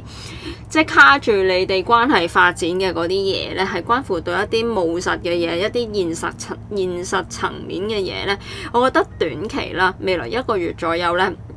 你哋咧都係會係着手處理嗰啲嘢。如果係工作嘅，係財務嘅，或者係一啲生活啊、學習啊等等嘅嘢咧，過往你哋可能係呢一個係你哋關係嘅一個衝突嘅點，或者係引起你哋關係嘅一啲矛盾、一啲糾結咧，你哋未來1個月咧，其實都係着手處理緊嗰啲嘢嘅。呢個第一。第二咧就係翻落你哋關係咧，你哋兩個人咧可能會有一啲好落實、好實際嘅一啲行動咧，去互動嘅，可能真係約食飯啊、見面啊、有 message 啊，或者送小禮物啦，即係一啲好具體嘅行動咧，會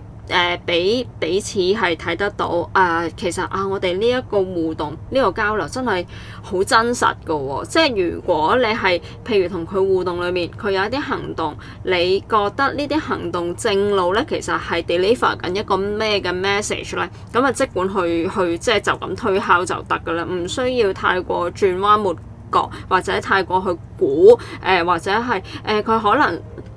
知我唔舒服，假設啦，例子佢知我唔舒服，跟住佢送咗一啲相應嘅物品俾我，或者即係噓寒問暖又好啊，或者送一啲即係實際嘅小禮物俾我去舒緩我而家嘅病痛啊等等啦嚇。假設咁你會覺得呢種係純粹朋友嘅關心啫咁樣，咁可以嘅係啦。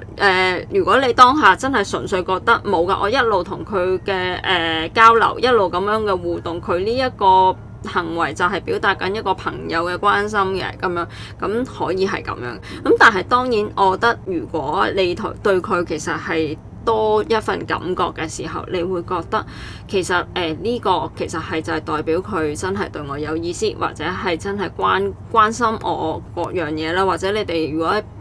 即係之前係拍過拖相處過，你會知道佢仲在意，佢就會有呢啲行動嘅時候，咁你咪去相信咯。即係總之係一啲最尋常同埋最正路嘅一啲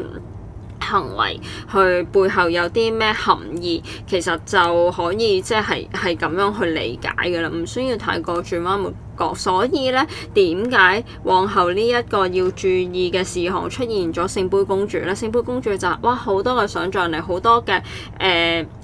即係情感啦、情緒啦、直覺啦等等嘅嘢。呢度呢個注意事項咧，咁就係即係講緊，如果佢有啲實際嘅行動，其實真係擺到明係譬如佢對我有意思，或者擺到明佢掛住我，或者佢日日走嚟 stalk 你嘅社交媒體。咁呢個係代表乜嘢咧？咁樣咁正路，你第一個諗法就會覺得其實佢對我有意思，咁 OK，咁你咪就相信呢一個感覺咯。咁呢一個點就係提醒第三組嘅朋友，有啲嘢真係唔使太過轉彎抹角，或者太多嘅否定啊，係啦，太多嘅自我否定、自我懷疑，或者咧因為佢有做一啲嘢或者冇做一啲嘢，而令到你嘅情緒咧大起大落咧，呢個係唔需要嘅。所以未來咧，我覺得如果出現咗短期嘅一個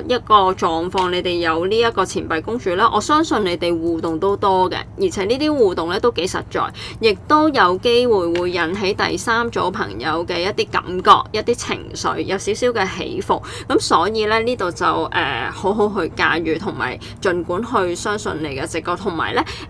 可以係透過一啲好真實嘅互動咧，去表達你嘅情感嘅。有啲咩情感其實你想關心佢，或者係即係去在意佢，俾佢知道其實你嘅心意係點咧，其實都可以即係試下去表達嘅。當然係要喺第三組朋友覺得一個舒坦同埋一個自在嘅狀態去做啦，而唔係好糾結啦，好擔心啊！我究竟做唔做呢樣嘢好咧？咁樣其實如果你諗咁多嘅時候咧，咁即係代表嗰一個唔係一個合適嘅時候，咁就可以再等一等。反正我覺得你同佢嘅能量而家都咁有耐性咧，都唔爭在嗰一時咁樣咯，係啦。咁呢一個就要注意啦。咁未來咧，即係會有啲咩進程會出現咧？出現咗呢一個正義牌係啦，所以我覺得部分嘅朋友如果牽涉到一啲複雜嘅關係咧，其實可能未來會有一啲真係關乎到一啲第三方嘅能量啦，一啲各方面嘅利益啦，或者一啲文件上嘅嘢啦，或者一啲專業人士嘅意見啦，會尋求到啦。即係我覺得會有一種協調喺度嘅，咁你哋可以對應一下你哋個狀態。咁我覺得就係會有呢一啲行動咧，去處理或者去完整翻，係啦，改善翻咧過往因為一啲即係關乎到第二啲 parties 嘅一啲狀況對你哋嘅感情係啦，嗰啲難咗咧，你會透過一啲專業人士嘅意見啊，或者大家願意去協調啊，大家願意去即係開心見誠咁樣講出自己嘅難處睇法，跟住咧係會幫到你哋嘅關係嘅，係啦，特別係針對過往棘住你哋關係發展嘅嗰啲事情，係啦，你哋會有一個開心見誠嘅一個溝通，一個表達嘅，一個願意講，一個願意聽，係啦，一個有效嘅溝通嚟嘅，而且咧係會多一份體諒喺度，容易啲去過往可能咧自己好有主見嘅，或者係啦，因為我相信咧你同佢都係你哋而家個能量係相當唔錯。我諗過往如果你哋可以造就到呢個咁強大嘅能量咧，過往自己個能量應該都唔算太差，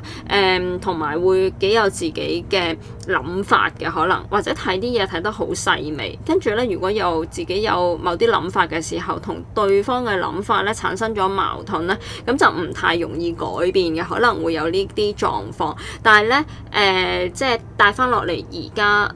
或者未來1個月嘅情況咧，你哋嗰個立場咧可能會有唔同，係啦，個態度亦都軟化咗、柔和咗，或者叫做謙虛咗，係啦，咁更加識得易地而處咁樣去為人哋着想，對方亦都有嘅，因為呢一個咧係你哋兩個人嘅發展嚟嘅，你哋兩個人嘅能量都會呈現得到，特別係佢而家嘅愛情能量出現咗命運之輪啊，木星嘅能量裏面會有一個好願意去幫人、慷慨嘅、大方嘅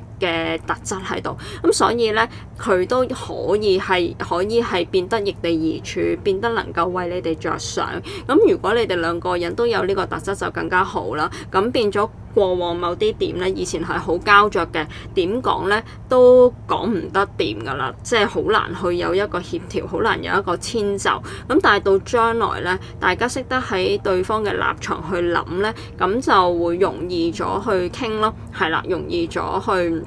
協調，係啦，更加容易有一個共識同埋一個平衡。而且過往咧，大家喺段感情度付出咗幾多咧，其實都知嘅，但係嗰陣時可能因為一啲情緒啦，而令到大家唔係好睇到大家嘅付出。而家冷靜落嚟啦，再回顧段關係，而且心裏面亦都有對方有呢份感覺咧，就會更加容易去睇得到感受得到啊，過往對方原來有呢個付出，佢係值得一個點樣嘅回應，係啦。咁所以我覺得咧，喺將來1個月咧，呢啲狀況咧都會出現嘅，係啦。呢個就係即係adjustment 呢個能量，係啦。咁有啲咩驚喜啦，或者有啲咩意料之外嘅嘢咧？因為你哋兩個人咧嘅能量咧都係相對平和同埋沉穩嘅。咁嚟到戰車牌，一個好歡天喜地啦，可以咁講，係一個好有動力嘅能量。係啦，戰車牌好有速度嘅，咁所以我覺得未來咧應該會有一啲叫做轉捩點啦，一個 breakthrough 喺你哋嘅關係入邊，係啦，會帶嚟一啲驚喜嘅，可以係目標非常明確，可以係一啲表白，可以係講清楚自己對對方嘅心意，係啦，而且咧，我覺得有呢一個突破嘅時候咧，你同佢咧都會感到非常之開心，同埋好有一種感動啊，因為裡面巨蟹座能量咧，裡面個情感係好澎湃、內斂嘅，係啦。但係其實咧，內裏嗰個感受咧，好強烈、好真切，係啦，好深刻，係啦。所以我覺得咧，如果啦，因為未來都應該幾多嘅機會可以俾你哋咧去表達情感。假設佢當然，如果係佢主動做好多動作啦，好多嘅主動啦，咁對第三組嘅朋友而言，咁梗係好啦。咁你哋俾翻一啲適切嘅回應佢咧，其實真係可以促進到你哋段關係嘅。咁又翻去頭先我所講，如果你哋覺得自在嘅話，有一啲機會係可以俾你哋表達你哋嘅情感，其實都可以試一試，對方亦都會俾一啲合宜嘅回應你哋，咁跟住都係促進到關係。呢一個就係戰車牌嘅能量，裡面都有好多嘅直覺嘅。其實戰車牌雖然行動派嘅，好有動力嘅，我有個目標咧，我就向住嗰個目標前進㗎啦，係咁簡單嘅啫。但係其實嗰個目標點解會係呢個目標咧？我點樣去設定呢個目標咧？我用啲咩方法去前進咧？咁即係呢啲咧有部分嘅朋友可能係直覺去推動嘅，因為戰車牌裡面講緊嘅都會有啲感受嘅嘢，有啲直覺嘅能量喺裡面。咁所以咧，儘管呢個時間咧都可以相信一下你哋嘅直覺咁樣。係啦，同埋咧要識得控制一個合宜嘅狀態，因為呢個牌雖然係非常快速，但係裡面都係需要你同佢一個駕馭嘅，即係有陣時可能你會覺得之前可能仲好好地嘅，大家互動都好多好頻繁，突然之間某個時間咧冷卻咗落嚟，少咗互動啊，少咗聯絡啊，咁係咪代表對方唔中意咧？跟住內心咧有好多嘅糾結啦，好多嘅問號啦。呢度戰車牌咧，另外一個提醒咧就係你係可以適應係啦唔同嘅一個節奏係啦。喺呢個感情裡面咧，有陣時會快啲，有陣時咧又會冷靜啲咁樣。咁所以裡面咧個節奏咧係會有少少嘅高低起伏嘅，但係咧第三組嘅朋友咧，相信絕對有能力駕馭得到，而且佢你哋心目中個對象都會駕馭得到嘅，可以好好喺呢一個 flow 入邊啦。即係繼續去互動係啦，其實都係向住嗰個目標前進係啦，非常好嘅一個能量。因為我覺得成個 flow 咧，你哋嗰個感情發展未來3個月個狀態咧，我覺得有一種叫做緩慢得嚟咧，真係都幾沉穩嘅，係幾實在嘅一個能量，所以係開心嘅都。將來即係第3個月左右咧，出現咗聖杯10哇！呢一個就真係好多情感啦，亦都係好有安全感嘅一個能量。係呢度你睇到係啦 ，satiety 安全感。咁所以呢一件事又係你見到啲牌卡咧，呢度係一個紫色嘅牌卡，紫色咧對應我哋脈輪咧嘅一個眉心輪，裡面都係講緊一啲直覺嘅意思。咁所以係啦，我都覺得呢度嘅牌卡咧有幾張牌咧都係提到直覺嘅，咁所以咧第三組嘅朋友咧，不妨可以聽下自己嘅內在聲音喺呢個時間，係啦，加埋你哋嘅能量咁平穩咧，我相信咧你哋要覺察自己嘅內在聲音咧係容易嘅，相對容易係啦。咁同埋將來出現咗聖杯10咧，我覺得就係會有一個好有光啦，同埋好有安全感啦，情感滿滿嘅一個發展，係啦，呢個亦都係因為戰車牌會帶嚟一啲驚喜，係啦，一啲突如其來嘅突破，或者一啲突如其來嘅機遇，而你同佢咧又能夠把握呢啲機遇咧，為你哋嘅關係咧帶嚟一個幾唔同嘅一個局面啦。呢個局面咧會係即係裡面充滿住情感啦，亦都會有一種願意去表達自己對對方嘅愛啦，同埋願意去打開自己嘅心，去真係真誠地交流啊！可以係回顧下過去，可能有啲為自己受過傷嘅唔開心嘅，可能喺將來3個月你有機會可以同對方講翻，或者對方亦都有啲時候曾經係唔開心嘅，佢亦都可能會係將來咧會同你哋講嘅。咁到時咧，你哋要保持耐性啦，甚至可能咧佢會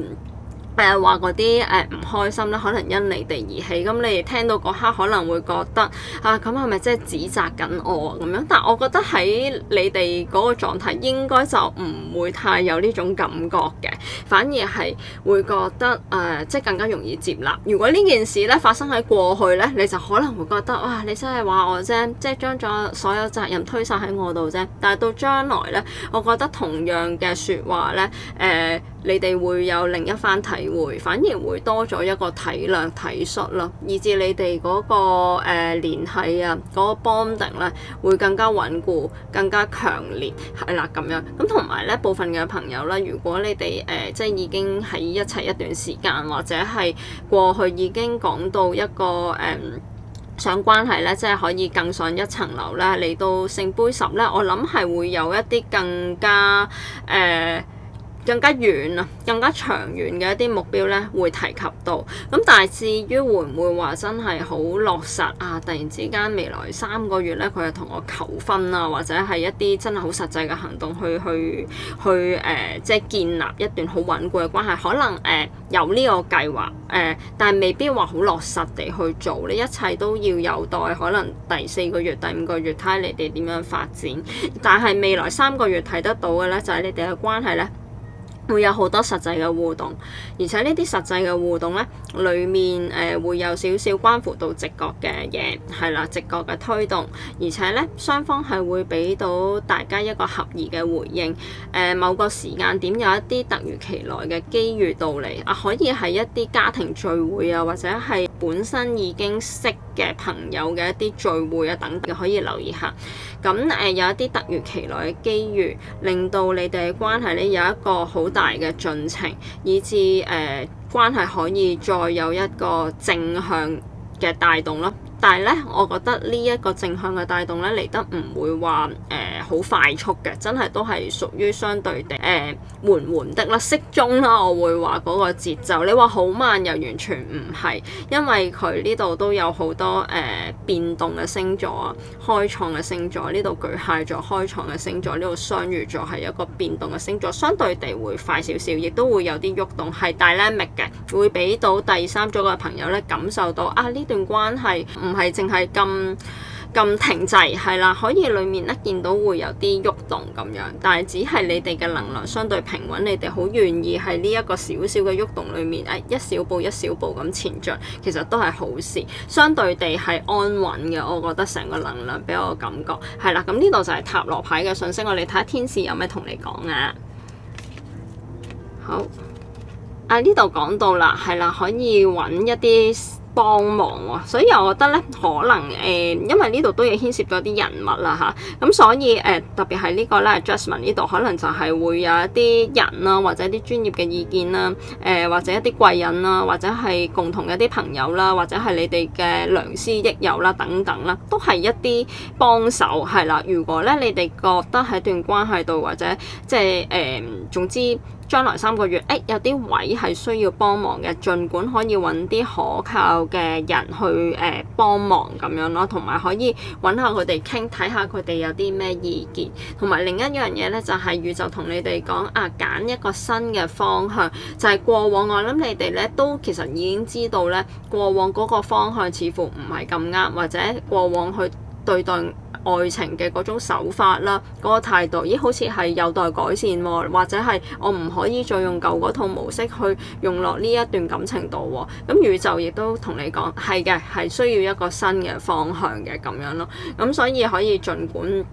試下一個新嘅方向，特別係如果第3組嘅朋友本來係比較內斂嘅，係好多情感，中意嘅就好中意噶啦。咁但係咧係咪會表達咧？可能又唔唔係嘅。咁可能呢一個時候就宇宙同你講嘗試表達多啲啦。咁呢一個咪一個新嘅方向咯，咁樣係啦。你要勇於去表達，或者係總之用一啲唔同嘅方向、唔同嘅方式去經營呢段感情咧，你先至可以咧睇得到咧對方會有一啲點樣嘅回應俾你啊嘛。咁你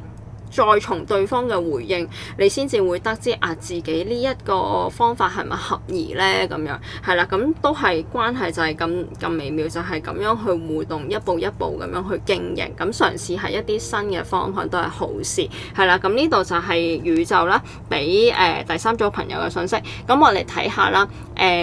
佢有啲咩同你講啊？嗱，首先啦，佢呢度已經講到話，其實咧佢好驚同你傾偈喎，係咪即係之前咧即係大家係比較有主見，大家咧都非常有道理嘅。面對一啲衝突位嘅時候咧，其實大家講出自己嘅立場，咦，似乎無懈可擊㗎喎，咁樣咁所以咧，以致佢可能過去其實都會好驚佢同你講嘢，又或者係佢。呢個而家呢個局面啦，你哋停滯咗又好，真係分咗手又好。如果呢件事可能係佢係啦提出嘅時候，你而家呢刻咧，佢要去主動去同你傾偈咧，似乎係難嘅。佢好多嘅擔心，但係我諗咧，佢呢個好驚、好擔心咧，其實會慢慢淡化，因為佢而家能量出現咗命運之輪，佢始終係。最壓根而其實佢係想復聯，只係要等一啲合宜嘅機會咯，咁樣有一啲合宜嘅機會嘅時候，佢可能會冇咁驚，係啦，咁就容易啲去揾翻第三組嘅朋友，係啦。佢講到啦真係會為你做任何嘅嘢。呢度10號牌亦都係對應緊呢一個聖杯10嘅能量，係啦，即係佢對你嘅情感係好多好多，亦都係非常記掛第三組嘅朋友，所以佢願意去為你做任何嘅嘢。其實佢心底裏面真係好在意第三組嘅朋友，所以短期咧你哋嗰個狀況咧，聖杯唔係聖杯公主，呢個係錢幣公主咧，裡面都會有好多好實際嘅行動，而且咧你哋亦都會用一啲實際嘅行動去回應啦，因為你哋個愛情能量係錢幣9，都會願意去用一啲實際嘅行動去為對方諗，而做一啲嘢係令到對方覺得安心嘅，係啦。咁我覺得透過你哋呢個互動咧，其實係真係可以令到段關係咧前進嘅，係啦。咁呢度佢都有一個對你非常肯定嘅感覺。No 係啦，呢度我諗就係講緊咧過往嘅方法，佢覺得行唔通啊，所以就一個 No 嘅牌。又或者而家呢一個情況，佢仲未揾你，或者你未揾佢，其實佢好知道而家個狀況，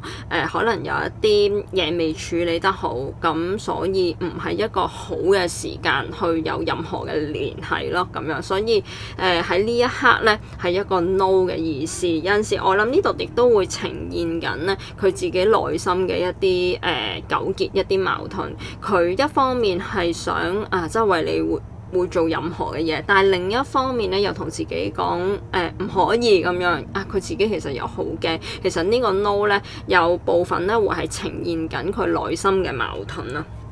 係啦。首先呢度啦講緊佢咧幸福係佢首要考慮嘅嘢，係啦，所以我諗佢而家可能有啲狀況令到佢唔能夠喺段關係度俾到你幸福。而且佢覺得同你一齊其實真係需要好大嘅力氣，或者係一啲好實際嘅資源等等嘅嘢。因為你哋出現咗 adjustment 嗰個牌，應該都會牽涉到一啲真係實際嘅一啲狀況，特別係錢啊、財務啊。如果牽涉複雜關係，就更加有呢一個意思啦。咁所以咧，如果 happiness 係佢一個首要考慮嘅嘢咧，咁佢要肯定個頭先講嗰啲嘢咧係處於一個比較好嘅狀態，佢先至會再有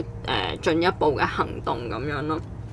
係啦，佢話啊，你真係可以咧令到佢嘅心完完全全咁樣去完整咗呢一個正正就係聖杯十講緊嘅嗰樣嘢，所以呢度咧係同第三組嘅朋友講，佢真係好肯定對你嘅感覺，係啦，佢心係真係好記掛住第三組嘅朋友，亦都希望同第三組嘅朋友咧建立一個健康同幸福嘅感情，係啦，咁就睇下未來3個月你哋個進程嗰個互動會唔會真係可以帶動到佢去呢個方向啦。我相信佢自己個心意咧，佢清楚嘅，係啦，等緊一啲時候，係啦，咁所以祝福第三組嘅朋友，希望今日嘅信息幫到你哋。係啦，唔知你哋有冇聽到呢度？如果有嘅話咧，聽埋先走啦。如果有嘅話咧，就記得 like、share、comment 同 save。希望咧透過你哋嘅呢啲行動，可以將呢個信息帶俾更加多嘅朋友。我成日都話能量會流動嘅，咁如果佢哋聽到呢啲信息，又會覺得有啲安慰、有啲支持呢。咁其實第三組嘅朋友都喺度創造緊一個好好嘅能量，希望有啲好嘅能量回流到去第三組朋友嘅身上，希望你哋愛情都順利。咁另外 Patty 有 Instagram， 好歡迎你哋 follow， 嗰度都有啲 Oracle Message， 有啲文字版嘅大眾占卜喺度嘅。咁喺我未有 video 嘅時候，你哋都可以睇下啊嘛。咁另外呢一個係一個大眾占卜，如果你哋今日聽完覺得信息非常對應，想揾 Patty 做一個個人信息，可以喺 Instagram 揾我，或者 email 揾我做翻個查詢或者預約就 OK 噶啦。咁另外最後最重要就係訂閱啦。咁如果你哋覺得今日嘅信息係好對應到，亦都覺得個信息真係相當唔錯，就記得訂閱 Patty Penguin 啦，係啦，咁就唔會錯過宇宙俾你哋適時嘅信息。咁如果你哋係即係一路有睇 Patty 嘅信息，真係都未訂閱，就即係記得要訂閱。如果係新朋友第一次嚟聽，覺得呢個信息相當唔錯，都真係記得訂閱。係啦，咁希望透過宇宙嘅信息，可以令到第三組嘅朋友喺愛情裏面咧都能夠發展得即係順心順意咁樣啦。係啦，咁記得訂閱 Patty Penguin。先多謝你哋，好，咁今日嘅占卜時間嚟到呢度，我哋下一次嘅占卜時間再見。